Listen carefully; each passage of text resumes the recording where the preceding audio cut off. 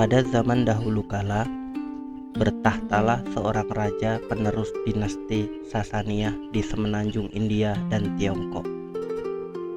Raja tersebut memiliki pasukan yang kuat, pengawal pribadi yang setia, serta para pelayan yang cekatan. Sang raja mempunyai dua anak laki-laki. Keduanya pemberani dan gemar menunggang kuda. Anak raja yang pertama lebih pandai menunggang kuda dibandingkan adiknya. Sepeninggal sang ayah, kerajaan diwariskan kepada anak tertua yang bernama Raja Sahrayar. Ia memerintah dengan cara yang adil dan tentu saja rakyat menyayanginya. Adik Raja Sahrayar bernama Raja Shahzaman. Ia memperoleh amanah untuk memerintah wilayah Samarkand yang tidak termasuk Jazirah Arab. Segala aktivitas di kedua kerajaan tersebut berjalan lancar, sebab kedua raja yang kakak beradik itu menurut pandangan rakyat di kerajaan masing-masing adalah hakim yang adil. Selama 20 tahun, mereka berada dalam puncak keterbukaan dan kedamaian. Sampai suatu ketika, Raja Sahrayar merasa rindu untuk bertemu Raja Shahzaman. Ia memerintahkan wazirnya untuk melakukan perjalanan ke kerajaan adiknya dan menyampaikan keinginannya untuk bertemu. Perintah sang raja dijunjung oleh wazir dengan sepenuh hati. Ia pun melakukan perjalanan menuju kerajaan Raja Shahzaman. Ketika tiba di tujuan, wazir menyampaikan salam dari rajanya kepada Raja Shahzaman, serta memberitahukan keinginan kakaknya, Raja Sahrayar, untuk bertemu. Raja Shahzaman menyambut baik keinginan kakaknya dan segera mempersiapkan kunjungan balasan. Beberapa tenda terbaik berikut kendaraan tunggangan, para pelayan, dan pengawal pribadi dibawanya dalam perjalanan. Segala persoalan kerajaan ia serahkan kepada wazir, dan ia pun berangkat menuju kerajaan kakaknya. Ketika tengah malam, wazir teringat akan sesuatu yang harus dibawanya, tetapi sesuatu itu tertinggal di istana. Maka Raja Shahzaman kembali ke kerajaannya malam itu juga. Sesampainya di kerajaan, ia segera menuju istana. Saat memasuki kamar, ia menyaksikan permaisurinya yang sedang tidur di ranjang berpelukan dengan seorang budak berkulit hitam. Menyaksikan hal itu, segala sesuatu jadi gelap dalam pandangannya.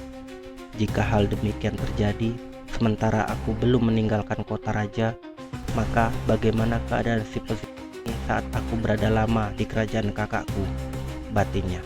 Raja Shahzaman kemudian mencabut pedang dari sarung yang menggantung di pinggangnya dan segera menembakkannya ke kepala permaisuri beserta budaknya.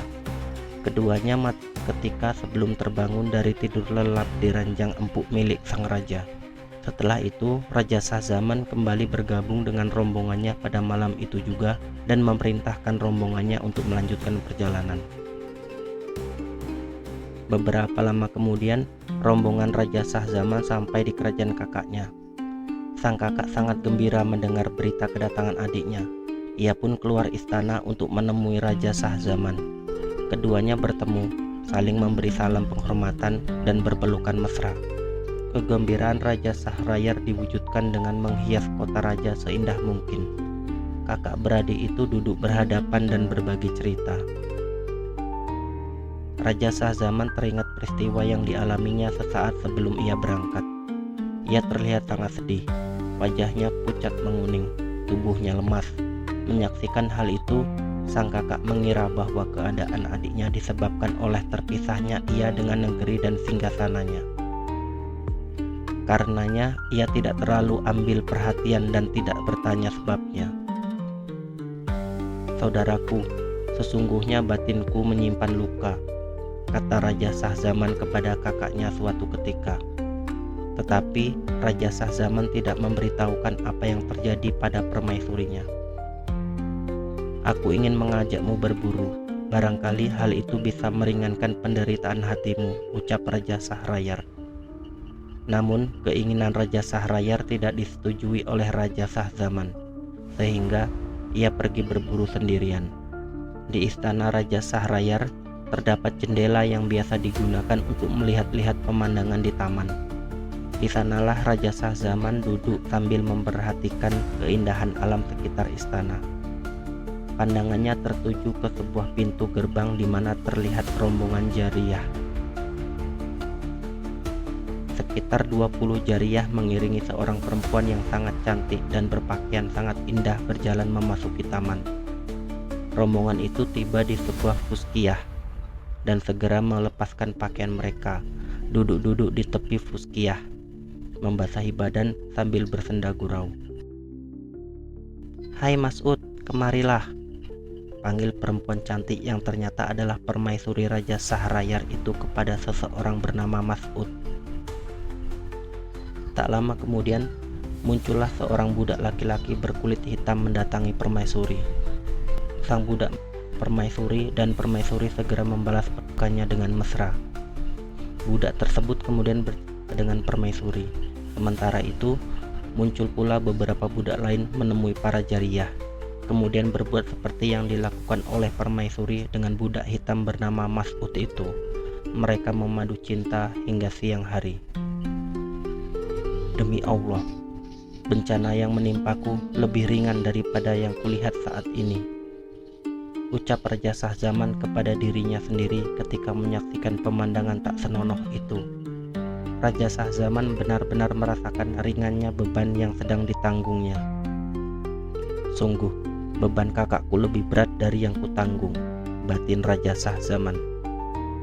Sejak saat itu, Raja Shahzaman bisa dengan lahap menyantap makanan dan minuman tanpa beban yang mengganjal di hatinya. Beberapa lama kemudian, Raja Shahrayar kembali dari perjalanan berburu. Ketika bertemu di pintu gerbang istana, kedua raja kakak beradik tersebut saling memberi salam hormat dan berpelukan. Raja Shahrayar memerhatikan keadaan adiknya. Rona pucat kekuningan tidak lagi mewarnai kulitnya. Wajahnya kembali berwarna putih segar kemerahan, dan ia tampak makan dengan lahap. Padahal, saat baru sampai di istana, adiknya tidak bisa makan dengan lahap, bahkan cenderung makan sedikit. Keheranan Raja Shahrayar terhadap perubahan yang terjadi pada adiknya itu membuatnya bertanya, "Adikku, ketika engkau datang ke istanaku, wajahmu pucat kekuningan. Kini engkau terlihat segar kembali. Apa yang terjadi padamu selama ini?" "Baiklah, aku akan memberitahukan kepada kakak mengenai perubahan yang terjadi padaku saat aku tiba di sini. Tetapi mohon maaf, aku tidak dapat memberitahukan sebab-sebab pulihnya keadaanku ini," jawab Raja Shahzaman. "Yang penting engkau harus memberitahukan padaku, kenapa wajahmu pucat dan tubuhmu terlihat lemah saat baru sampai di istanaku," kata Raja Shahrayar penasaran. "Kakakku yang kuhormati, ketika engkau mengutus wazirmu ke kerajaanku untuk menyampaikan pesanmu yang menginginkan agar aku berkunjung ke kerajaanmu, maka serta-merta saat itu juga aku mempersiapkan segala sesuatu untuk keberangkatanku," ucap Raja Shahzaman berusaha menjawab pertanyaan kakaknya. "Setelah meninggalkan kota raja, beberapa saat aku teringat bahwa khurzah yang ingin kuhadiahkan kepada kakak tertinggal di kamar. Aku segera kembali sendirian ke kota raja dan langsung menuju istana. Ketika memasuki kamar, kusaksikan permaisuriku sedang tidur di ranjang berpelukan dengan salah satu budakku. Dengan penuh kebencian, kubunuh keduanya.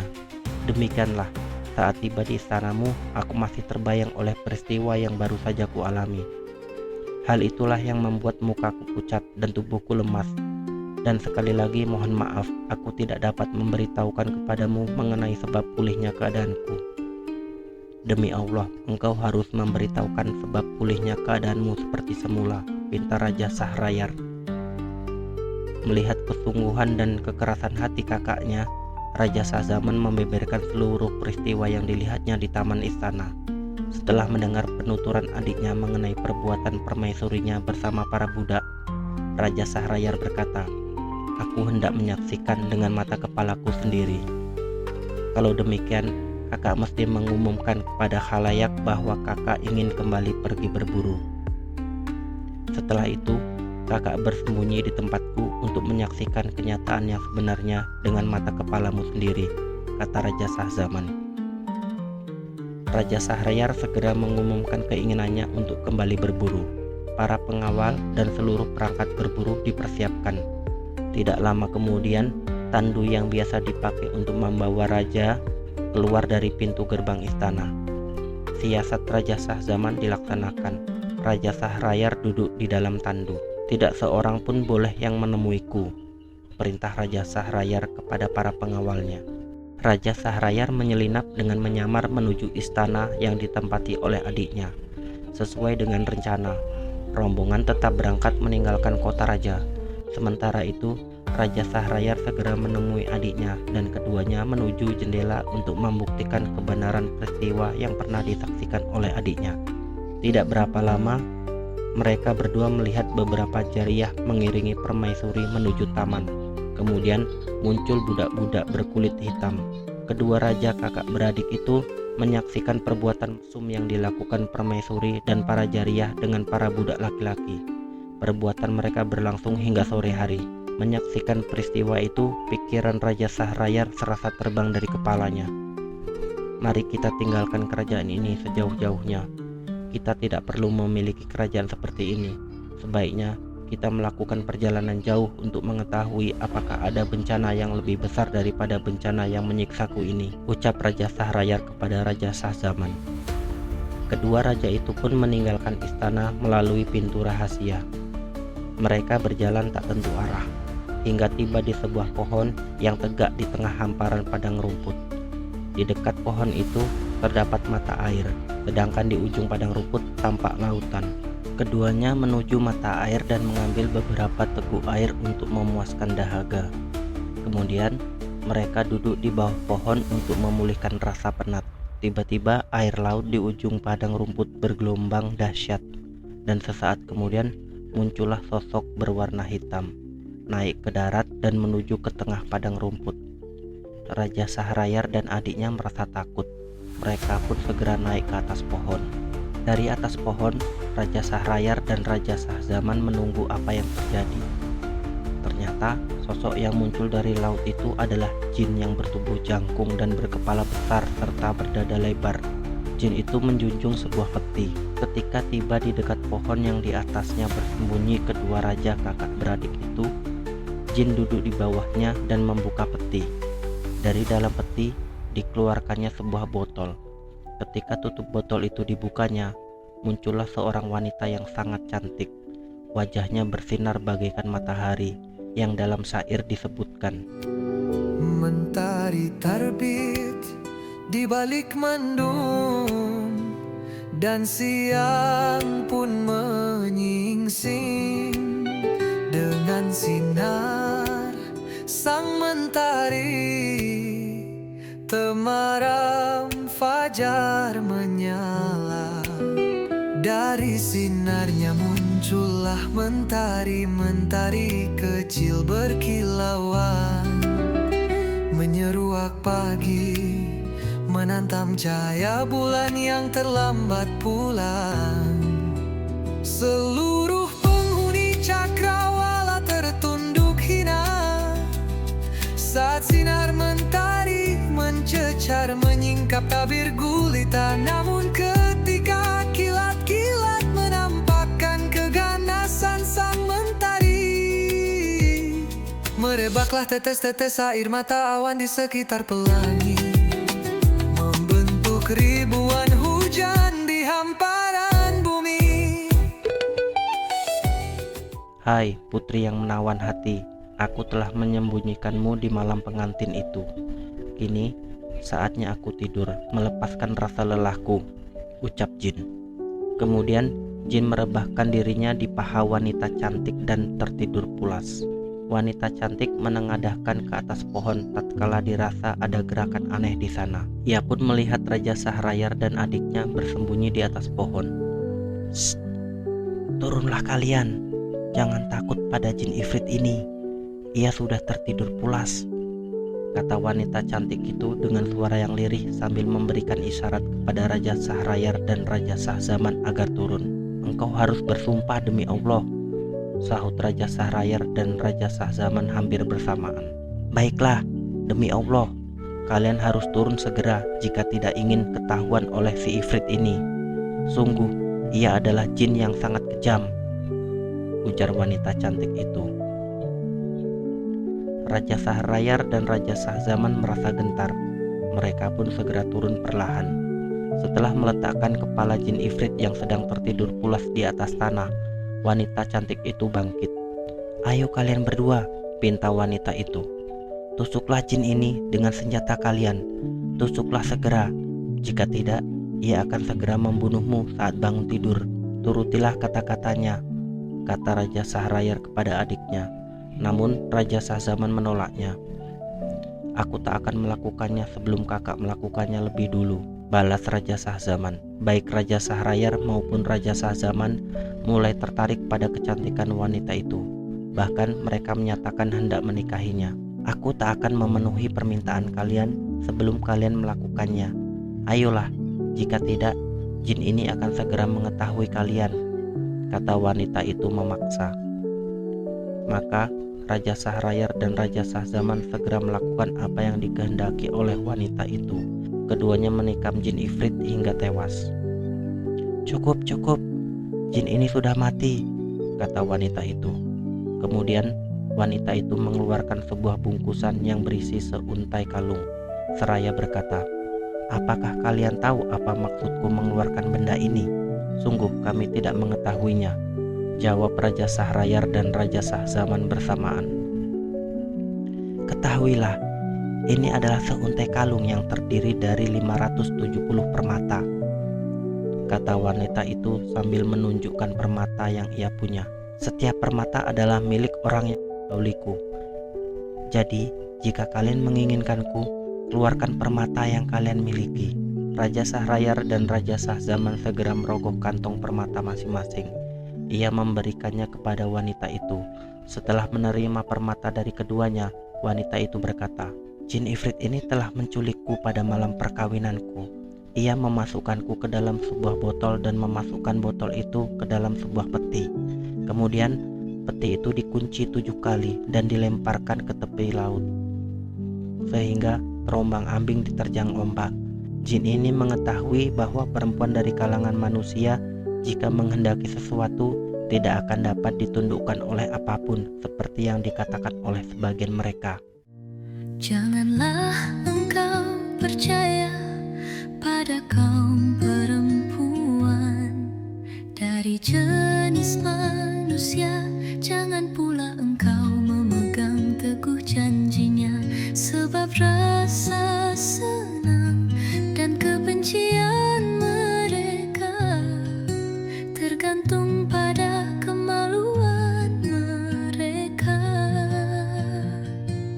Mereka senantiasa menampakkan fata morgana cinta, dan pengkhianatan adalah rajutan kapas pada gaun mereka.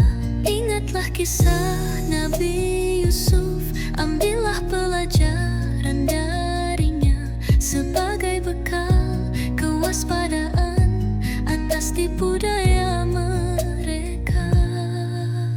Engkau tentu tahu kisah iblis yang durhaka mengusir Adam dari surga, dan perempuan jadi salah satu sebabnya.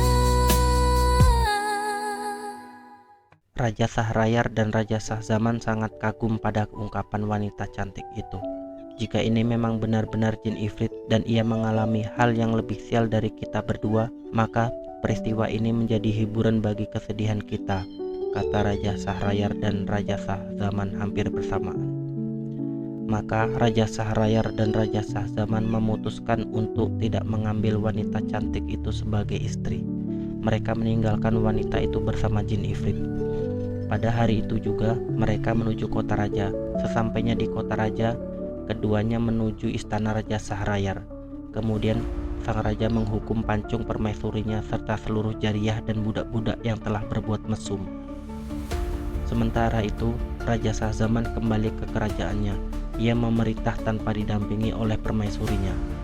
Sejak itu, Raja Sahrayar memberi istri wanita-wanita di kerajaannya sebagai pengganti permaisuri. Namun, para wanita itu tidak dapat bertahan lama menjadi permaisuri. Bahkan umur mereka tidak sampai lebih dari 1 malam.